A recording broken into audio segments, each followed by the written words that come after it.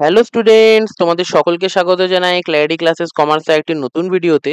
তো আজকের ভিডিওতে আমরা ক্লাস 12 সেমিস্টার 3 এর ট্যাক্সেশনে চ্যাপ্টার 2 অন্যান্য উৎস থেকে আয়, যেটাকে বলা হয় থাকে ইনকাম ফ্রম আদার সোর্সেস, সেটা আমরা আলোচনা করতে যাচ্ছি। তো ট্যাক্সেশনের আগের যেটা ক্যাপিটাল গেইনস চ্যাপ্টারটা ছিল সেটার পার্ট 1 এবং পার্ট 2 আমাদের এসে গেছে, সেগুলো তোমরা ডেসক্রিপশন বক্সে চেক করতে পারো। তাছাড়া accountancy, business studies, cost tax এবং কম্পিউটারেরও ডিটেল আছে, সেগুলো তোমরা ডেসক্রিপশনে চেক করতে পারো। তোমরা ভিডিওটাকে লাইক করো, কমেন্ট করে জানাও তোমাদের কি কি টপিক লাগবে, সাবস্ক্রাইব করো চ্যানেলটাকে, শেয়ার করো ফ্রেন্ডদের সাথে। তাহলে তো আমি নতুন নতুন আরো ভিডিও আনার জন্য মোটিভেশন পাবো, এবং আমি এমসিকিউ সিরিজও আনার খুব তাড়াতাড়ি ট্রাই করছি। তো তার জন্য চ্যানেলটিকে সাবস্ক্রাইব করে রাখো, ঠিক আছে? তো চলো আমাদের টপিকটা শুরু করা যাক।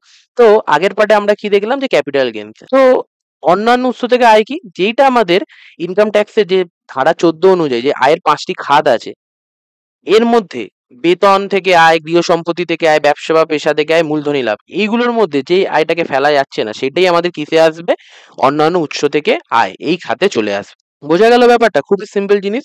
উপরোক্ত 4টি বাদে যে কোনো করযোগ্য আয়, মানে এই 4টে খাতের মধ্যে যেই আয়টাকে ফেলা যাচ্ছে না সেটাই আমাদের কি অন্যান্য উৎস থেকে আয়তে আসবে, ঠিক আছে? তো এটা চার্জিং সেকশন কত আছে, কোন ধারা অনুযায়ী আয়টাকে করযোগ্য করা হয়ে থাকে, 56(1). বোঝা যাচ্ছে? তো এটাই বলেছে, উপরে 4টি খাতের মধ্যে না পড়লেও যদি কোনো আয় করযোগ্য হয় তবে তা সেকশন 56(1) অনুযায়ী আদার সোর্সেস হিসাবে গণ্য করা হয়। এবার চলো দেখে নেওয়া যাক আদার সোর্সেস এর মধ্যে কোন কোন ইনকাম গুলো বা আয়গুলো আছে 56(2) ধারা অনুযায়ী। সেটা আমাদের কি লাভ্যাংশ আছে, ভারতীয় কোম্পানি বা ইউটিআই, ইউনিট ট্রাস্ট অফ ইন্ডিয়ার কোনো ইউনিট থেকে যদি কোনো কিছু আসে, লটারি, শব্দধাঁধা, তাস খেলা, ঘোড়দৌড় মানে lottery, crossword puzzle, horse racing, card games, এইগুলো থেকে আসে। এগুলো তো আকস্মিক আয়, মানে হঠাৎ করে ফটকা যে টাকাগুলো আসে এইগুলো হিসাবে ধরা হয়ে থাকে না 56(2) এর আইবি, এই ধারা অনুযায়ী, 1 এর বি এই ধারা অনুযায়ী আমাদের আসছে। অবসর বা কল্যাণ তহবিল থেকে, কোনো পেনশন থেকে ইত্যাদি থেকে আসলে, ঠিক আছে?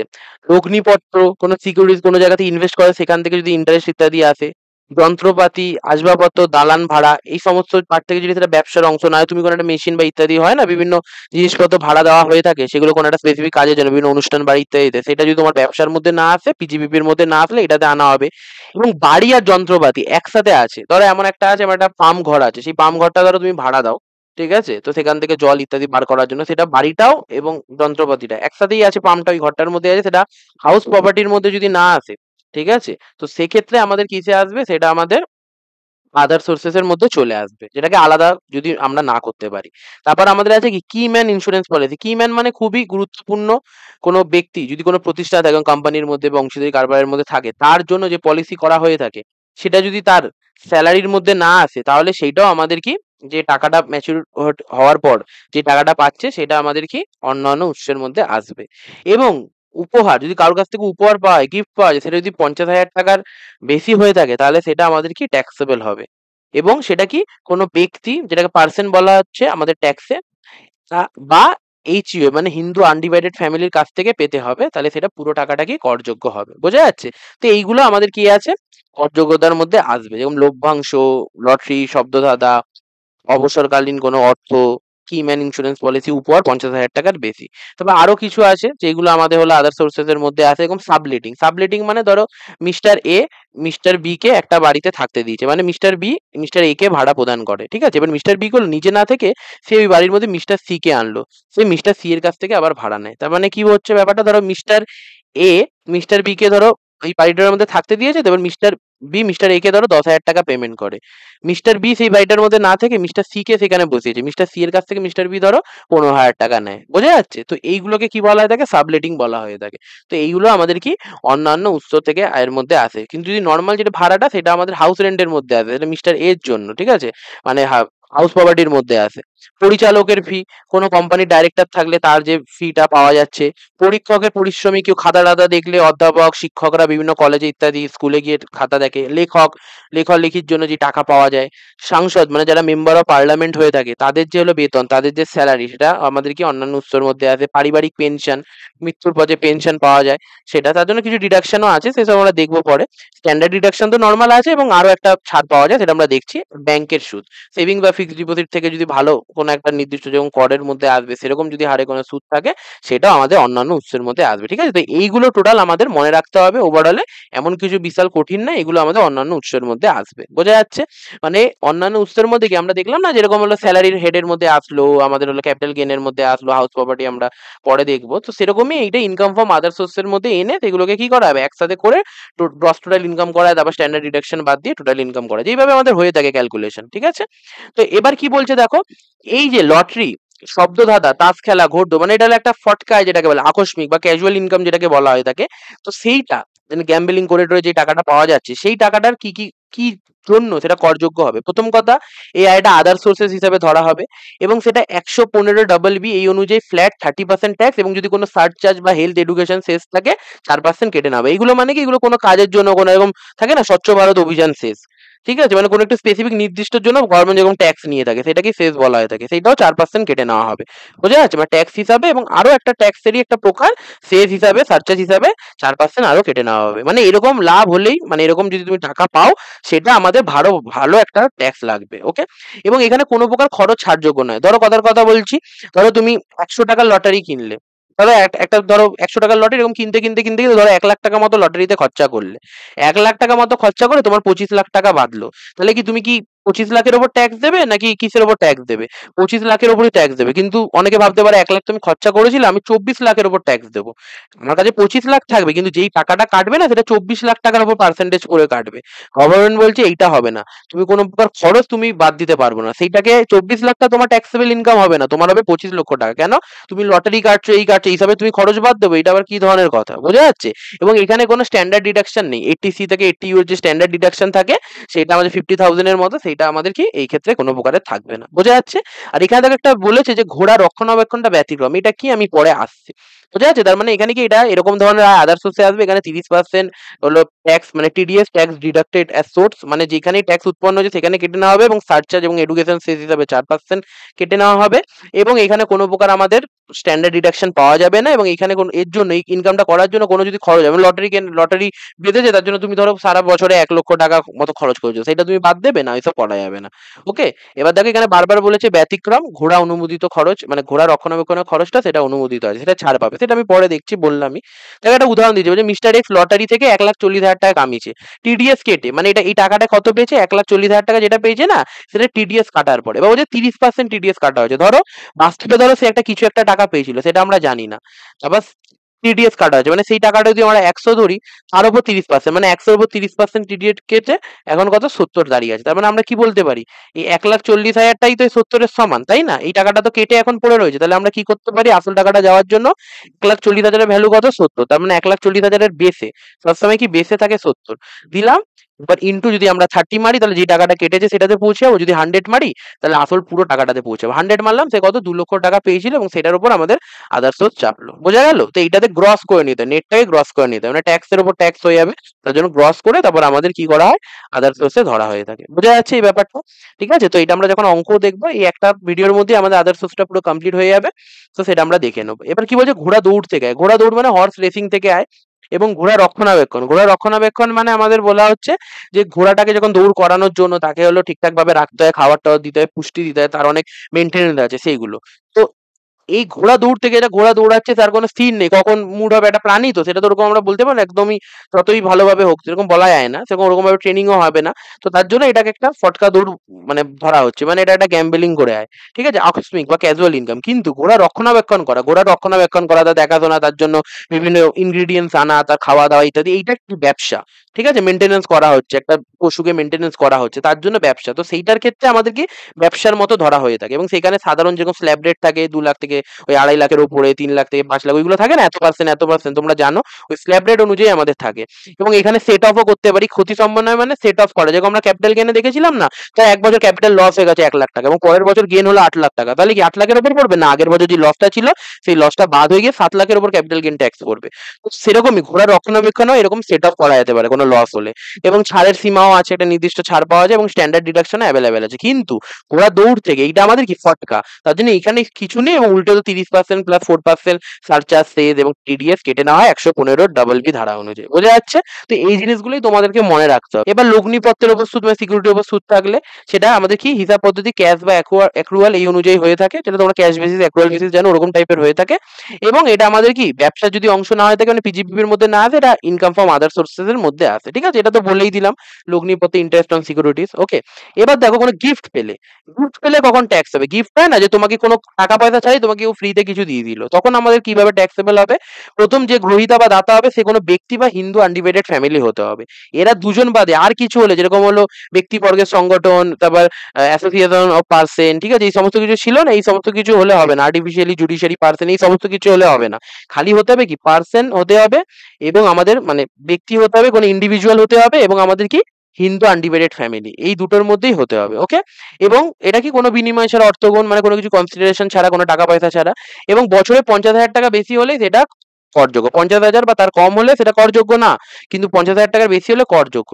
এবং তিনি দাতা যদি আত্মীয় না হন তবে, ঠিক আছে, আত্মীয় না হন বা কোনো দাতব্য বা সরকারি সংস্থা, এটা বললাম যে কোনো সরকারি সংস্থা এই সমস্ত কিছু না হয়, এবং আত্মীয় না হয়। আত্মীয় দিয়ে পেলে তাহলে অসুবিধা নেই, কিন্তু আত্মীয় যাতে না হয়। এবার আত্মীয় কাদের বলে? মানে ধরো তুমি তোমার বাবার কাছ থেকে পেলে 2 লাখ টাকার কোনো একটা জিনিস পেলে, সেটা হলো আমাদের ট্যাক্সের খাতাতে আসবে না। ব্যাপারটা বোঝে না যাচ্ছে? তো তোমার ধরো বন্ধুর কাছ থেকে পেলে, সে তোমার আত্মীয় নয়, সেটা আমাদের ট্যাক্সের খাতাতে আসবে। বোঝা যাচ্ছে? কেন এটা 50,000 টাকার বেশি। এবার এরকম কোনগুলোকে আমরা আত্মীয় বলবো? হয়তো কেউ বলতে পারে আমার বন্ধু আমার ভাইয়ের সমান, হতেই পারে, কিন্তু ওরকম তো মুখে ভাই বললে হবে না, তাহলে বলে দিয়েছে। প্রথম কথা যদি আমি স্বামীর রেসপেক্টে ধরি, ধরো স্বামী একজন লোক আছে, একজন আছে স্বামী, সে তার জন্য তার ভাই, তার স্ত্রী এর ভাই বা বোন, তার বোন, বোঝা যাচ্ছে? মানে স্বামী রেসপেক্টে বলছি, সেই স্বামীটির মানে সেই লোকটির বাবা মার ভাই অথবা বোন, এবং তার পূর্বসূরি উত্তরসূরি, দাদু দিদা, সন্তান, নাতি নাতনি, এরা সবাই। যদি স্ত্রীর রেসপেক্টে বলে স্পাউস বলা হয়ে থাকে না, স্পাউস হলে যদি স্বামী হয়, তার হলো ওয়াইফকে তার স্পাউস বলা হবে, মানে ছেলে হলে তার অপোনেন্টকে তার স্পাউস বলা হবে, আর যদি মেয়ে হয়ে থাকে তার অপোনেন্টকে তার স্পাউস বলা হবে। বোঝা যাচ্ছে? অপোনেন্ট মানে ওই, মানে তার স্ত্রী হলে তার হলো স্বামী, বা স্বামী হলে তার স্ত্রীকে, এটাকে তো স্পাউস বলা হয়ে থাকে। তো যদি স্ত্রী থাকে, এক্ষেত্রে যদি মহিলা থাকে তাহলে তার বোন, তার স্বামীর ভাই বোন, তার বাবার ভাই বোন, তার নিজের স্বামীর মানে নিজের স্বামীর পূর্বসূরি উত্তরসূরি, দাদু দিদা, সন্তান, নাতি নাতনি, এদেরকে কিসে ধরা হবে? এদেরকে হলো রিলেটিভের মধ্যে ধরা হবে। এদের কাছ থেকে টাকা পয়সা আসলে কোনো প্রকার আমাদের ট্যাক্সের ক্ষেত্রে যাবে না, এবং এটা আমাদের কি কোনো প্রকার ট্যাক্সের মধ্যে আসবেও না। বোঝা যাচ্ছে ব্যাপারটা? তো এইটা হলো আমাদের কি ইনকাম ফ্রম আদার সোর্সে যদি গিফট গিফট যদি পেয়ে থাকি এবং 50,000 টাকার বেশি হয়, কিন্তু যদি তারা রিলেটিভ হয় তাহলে পড়বে না, কিন্তু যদি রিলেটিভ না হয় তাহলে পড়বে, কিন্তু বন্ধুর ক্ষেত্রে পড়বে। ঠিক আছে, এবার এটা বলেছে দেখো গিফটের ক্ষেত্রে কি কি কন্ডিশন আছে, খুবই ইজি চ্যাপ্টার, বুঝে যাবে যদি নগদ অর্থ ক্যাশ চেক ড্রাফট এইগুলো পায়। এবং সেটা তো আমি বলেই দিলাম, কোনো পার্সন মানে ইন্ডিভিজুয়াল বা কোনো হিন্দু আনডিভাইডেড ফ্যামিলির ক্ষেত্রে হবে।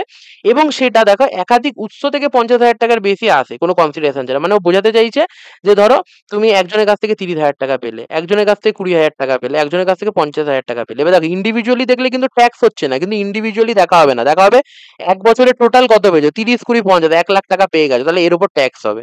ব্যাপারটা বোঝা যাচ্ছে? দেখো এখানে এই উদাহরণটাই বলেছে যে 30,000 টাকা পেলে কারোর কাছ থেকে, এটা তো শুধু একবারই পেলে, ব্যাস 50-এর কম কোনো ট্যাক্স নাই। একজনের কাছে 20 পেলে, একজনের কাছে 40 পেলে, একবারই পেলে এক বছর, কিন্তু এটা টোটাল দেখাবে, টোটাল হয়ে যাচ্ছে 8,500 টাকা। তার মানে পুরো 8,500 টাকা আমাদেরকে ট্যাক্সের খাতায় আসবে, কেন অবভিয়াসলি সেটা 50,000 টাকার আমরা বেশি পেয়েছি। ব্যাপারটা বোঝা যাচ্ছে?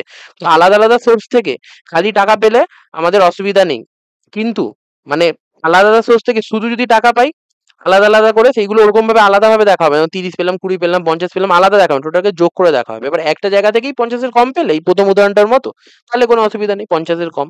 এবার ইমুভেবল প্রপার্টি মানে যেটাকে সরানো যায় না, স্থাবর সম্পত্তি যাকে বলে, জমি বাড়ি এই সমস্ত কিছু, এদের ক্ষেত্রে কি হয়ে থাকে, কোনো কনসিডারেশন ছাড়া, কোনো টাকা পয়সা না দিয়ে তুমি কারোর কাছ থেকে গিফট পাচ্ছ, কোনো একটা বাড়ি গিফট পাচ্ছ, তখন আমাদের কি করা হবে বলতো? স্ট্যাম্প ডিউটি দেখা হবে। স্ট্যাম্প ডিউটি মানে সেই বাড়িটা নিজের নামে করানোর জন্য যে রেজিস্ট্রি করাতে হয়, সেটাকেই বলে গভর্নমেন্টের খাতায় যে মানে লিগালি ভাবে যে তোমাকে যে নাম তুলতে হয়, সেটাকে বলা হয়ে থাকে কি আমাদের স্ট্যাম্প ডিউটি। এবার স্ট্যাম্প ডিউটিটা কি করে ডিসাইড হয়? তুমি তো কোনো প্রকার টাকা নিচ্ছ না, তো সেক্ষেত্রে তার একটা ভ্যালু থাকে, গভর্নমেন্টের হিসাবে বার হয়। তো সেই স্ট্যাম্প ডিউটি যদি 50,000 টাকার বেশি হয়ে যায়, সেই বাড়িটার মানে বাড়িটা জমিটা যার বলো, সেই পুরো টাকাটার উপর আমাদের ট্যাক্স হবে। ধরো একটা সত্যি সত্যি প্রপার্টি নিচ্ছ, সেই প্রপার্টিটার দাম হলো 30 লক্ষ টাকা, কিন্তু তোমাকে একজন কেউ দিয়ে দিচ্ছে, ঠিক আছে, এবং তার জন্য তোমাকে কোনো প্রকার পয়সা দিতে হচ্ছে না। এবার কি তোমাকে ট্যাক্স নেবে না? নিশ্চয়ই নেবে। এই বাড়িটা স্ট্যাম্প ডিউটি ধরো দাঁড়াচ্ছে হলো কত, 3 লক্ষ টাকা, তাহলে এই 3 লক্ষ টাকার উপর তোমাকে ট্যাক্স পেমেন্ট করতে হবে। ব্যাপারটা বোঝানো যাচ্ছে? এটাকে বলা হচ্ছে। এবার যদি তুমি কিছু বিনিময়ে পেলে, মানে কিছু বিনিময়ে দিলে, ধরো দেখো তুমি একটা কোনো জিনিসের একটা বিনিময়ে যদি দিলে, সেটা হলো তুমি ধরো কিছু হালকা টাকা দিলে, সেক্ষেত্রে যেই টাকাটা দিলে সেটা স্ট্যাম্প ডিউটি ভ্যালু থেকে বাদ দেওয়া হবে, এবং সেটা যদি 50,000 টাকার বেশি হয় তাহলে তোমাকে ট্যাক্স দিতে হবে। যেরকম ধরো তুমি ধরো স্ট্যাম্প ডিউটি হচ্ছে ধরো 3 লাখ টাকা, তুমি হয়তো দিচ্ছে 1 লক্ষ টাকা, তাহলে কত হলো? 2 লক্ষ টাকা। তাহলে 2 লক্ষ টাকা 50,000-এর বেশি হচ্ছে, তাহলে আমাদের কি 2 লক্ষ টাকার উপর ট্যাক্স পড়বে। বোঝা যাচ্ছে? জাস্ট আমাদের কোনো কনসিডারেশন না থাকলে জাস্ট আমাদের স্ট্যাম্প ডিউটির ভ্যালুর ওপর যদি 50 ছাড়িয়ে যায় তাহলে সেটার উপর দিয়ে দিতে হবে। আর যদি কিছু কনসিডারেশন থাকে তাহলে সেক্ষেত্রে আমাদের যদি 50,000-এর বেশি হচ্ছে তাহলে সেটা আমাদের দিয়ে দিতে হবে। ওকে, খুবই সিম্পল আছে। তারপর আমাদের আছে কি অস্থাবর সম্পত্তি, মানে মুভেবল, যেমন সোনা, জুয়েলারি, শেয়ার, এই সমস্ত কিছু। ওকে, তো সেই ক্ষেত্রে আমাদের কি আছে, যদি কোনো কিছু টাকা পয়সা না থাকে, এইটা কি দেখাবে? Fair market value. এফএমবি মানে হলো ফেয়ার মার্কেট ভ্যালু, তার হলো মার্কেটের মধ্যে ন্যায্য মূল্য কত, সেটা যদি 50,000 টাকার বেশি হয়, সেই মার্কেট ভ্যালুটাই আমাদের কি ট্যাক্সের খাতায় চলে যাবে। ধরো তোমাকে 5 লক্ষ টাকার একটা কেউ কিছু দিয়ে দিল, মানে সে আত্মীয় না, অন্য কোনো বন্ধু একটা 5 লক্ষ টাকার কোনো একটা কোনো গুরুত্বপূর্ণ কোনো রত্ন দিয়ে দিল, সেটার দাম ধরো 5 লক্ষ টাকা।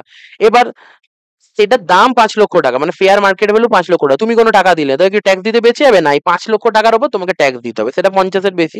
আর যদি বিনিময়ে কিছু টাকা দেওয়া হয়, তাহলে সেটা যদি ফেয়ার মার্কেট ভ্যালু থেকে কনসিডারেশনটাকে বাদ দিলে সেটা ধরো 50,000 টাকার বেশি হচ্ছে, তখন তাহলে আমাদের কি হয়ে যাবে, 50,000 টাকার যদি বেশি হচ্ছে সেই টাকাটার উপর ট্যাক্স পড়ে যাবে। ধরো 5 লক্ষ টাকা তার ফেয়ার মার্কেট ভ্যালু, এবং তুমি দিয়েছো ধরো 2 লক্ষ টাকা, তাহলে কোন টাকাটার উপর ট্যাক্স পড়বে? 3 লাখ। এবার 5 লাখের উপর ট্যাক্স পড়বে না, ট্যাক্সটা পড়বে কত?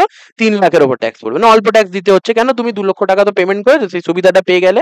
সেটা অবভিয়াসলি 50,000-এর বেশি হচ্ছে, কিন্তু 50,000 বা 50,000-এর কম হলে, ধরো সেই জিনিসটার ভ্যালু ধরো 5 লাখ, তুমি দিয়ে দিচ্ছ 4,80,000 টাকা, ঠিক আছে, মানে কত, 20,000 টাকা ডিফারেন্স, সেটা 50,000-এর অবভিয়াসলি কম, তাহলে আমাদের হবে না। ধরো তুমি দিয়ে দিলে 4.5 লাখ টাকা, সেটা কত, 5 থেকে 4.5 লাখ গেলে কত, 50,000 হচ্ছে, সেই 50,000ও হচ্ছে, তবুও আমাদের হবে না। কিন্তু 50,000-এর বেশি হলে এই ফেয়ার মার্কেট ভ্যালু থেকে কনসিডারেশনটা বাদ দিলে, তাহলে সেটার উপর, সেই ডিফারেন্সটার উপর আমাদের ট্যাক্স পড়ছে।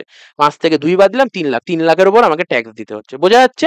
এটা আমাদের শেয়ারের জন্য প্রযোজ্য, এটা আমাদের হলো জুয়েলারির জন্য, আর্কিওলজিক্যাল আইটেম, গোল্ড, এই সমস্ত জন্য প্রযোজ্য। বোঝা যাচ্ছে? এইটা হলো টোটাল ব্যাপার। শেয়ারের ক্ষেত্রে কিছু একটু হালকা নিয়ম দেখে নিই, এগুলো আমাদের এমসিকিউতে আসবে। শেয়ার যখন হস্তান্তর হবে বা ট্রান্সফার করা হবে, তখন প্রাপ্তির তারিখটা কি হবে? 1 জুন 2010 বা তারপর থেকে আমাদের হতে হবে, ঠিক আছে। এবং যে হবে সে ফার্ম বা ক্লোজলি হেল্ড কোম্পানি। ফার্ম তো তোমরা জানো, পার্টনারশিপ ফার্ম যেরকম হয়ে থাকে, ঠিক আছে। কিন্তু ক্লোজলি হেল্ড কোম্পানি মানে বলতে বোঝানো হচ্ছে প্রাইভেট কোম্পানিরই মতো আমার আত্মীয় স্বজনরা মিলে একটা কোম্পানি তৈরি করেছে, মানে খুবই হিন্দু আনডিভাইডেড ফ্যামিলিও বলতে পারবো না এটাকে, এবং এটার কোনো স্পেসিফিক ডেফিনেশন নেই ট্যাক্সের মধ্যে, কিন্তু ক্লোজলি হেল্ড কোম্পানি বলতে বোঝানো হচ্ছে যে প্রাইভেট কোম্পানির মতোই ট্রিট করা হবে, মানে খুবই কাছের লোকেরা মিলে, কিছুজন মিলে সেটাকে করছে, সেটাকে ক্লোজলি হেল্ড কোম্পানি বলা হয়ে থাকে। ওকে, আর এখানে সেকশন 47 এ প্রযোজ্য হলে করযোগ্যতা নেই, এটা আমাদের দেখার দরকার নেই, ঠিক আছে। তো আমি টোটালটা তোমাদেরকে বলে দিলাম যেগুলো আমাদের ইম্পর্টেন্ট পার্ট আছে, ঠিক আছে। তো এইখানে এবার দেখে না, একটা উদাহরণ আছে।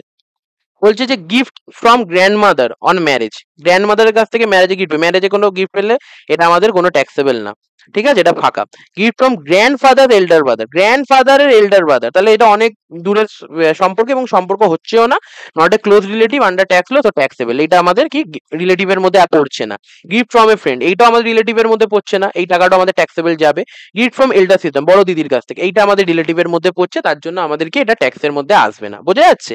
তো এই জিনিসটাই এতক্ষণ ধরে আমি বললাম, ঠিক আছে। তো ক্যাশ পেলে বা কিছু পেলে সেটা দেখতে হবে আগে, সবার প্রথমে রিলেটিভ, রিলেটিভ হচ্ছে, আবার দেখতে হবে টাকাটা, সেই অনুযায়ী আমাদের টোটাল হিসাবটা করতে হয়। ওকে, এবার এবার দেখো, কিছু কিছু সুদ আছে, আমি বললাম তো প্রথমে ইন্টারেস্টের উপর আমরা পাই, এটা তো বললাম যে ইন্টারেস্ট যদি পেয়ে থাকি সেটা ট্যাক্সের আওতায় আসলে সেটাকে আমাদের আদার সোর্সে রাখতে হবে।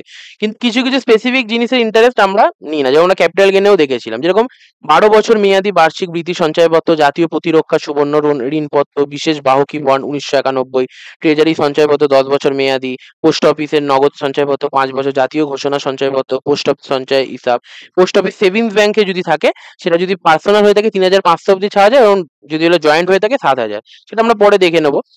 আবার আছে কি পুঞ্জীভূত মেয়াদি জমা, পোস্ট অফিসে স্থায়ী আমানত, বিশেষ জমি প্রকল্প, এইগুলো যেগুলো আছে এগুলো একটু রিডিং মেরে নেবে। তোমাদের বইতেও দেওয়া আছে, একবার দেখেও নিতে পারো, এখান থেকে স্ক্রিনশট নিয়ে নিতে পারো। এইগুলো আমাদের কি ইন্টারেস্ট পেলে এগুলো আমাদের আদার সোর্সেস এর মধ্যে আসবে না। ওকে, এবার দেখে নেওয়া যায় আদার সোর্সেস এর মধ্যে কোন জিনিসগুলো আমরা ছাড় পাবো, সেগুলো আমাদের অঙ্কতে সাহায্য করবে। দেখো ওভারঅলে আমি যে জিনিসগুলো বলছি না, সেগুলো একটু ওভারঅলে মনে রাখার চেষ্টা করো। এমন কিছু না যে আমাদের এই জিনিসগুলো আসবে, এই ক্যাশ পেলে এইটা নেবো না, যদি না পাই ওইটা নেবো, এরকম ভাবে হালকা ফুলকা মনে রাখার চেষ্টা করো। এবং অঙ্কের মধ্যে তোমরা দেখাবো, দেখবে তোমরা আস্তে আস্তে এমনিই বলতে পারছো। অঙ্কটাও আমি দেখাবো আজকের ভিডিওর মধ্যে, এটাই মানে ওয়ান শটে পুরো কমপ্লিট করিয়ে দেবো। ঠিক আছে, দেখো প্রথম কথা বলছে লাভ্যাংশ এবং সুদের আয় যদি পাওয়া যায় এবং সেখানে যদি কোনো কমিশন ইত্যাদি দেওয়া থাকে সেটা ছাড়যোগ্য। ধরো 100 টাকা তুমি ইন্টারেস্ট পেলে, এবার ধরো 20 টাকা কিছু কমিশন দিচ্ছ ব্যাংকে, তাহলে 80 টাকার উপর ট্যাক্স নেওয়া হবে, 100 টাকার উপর না।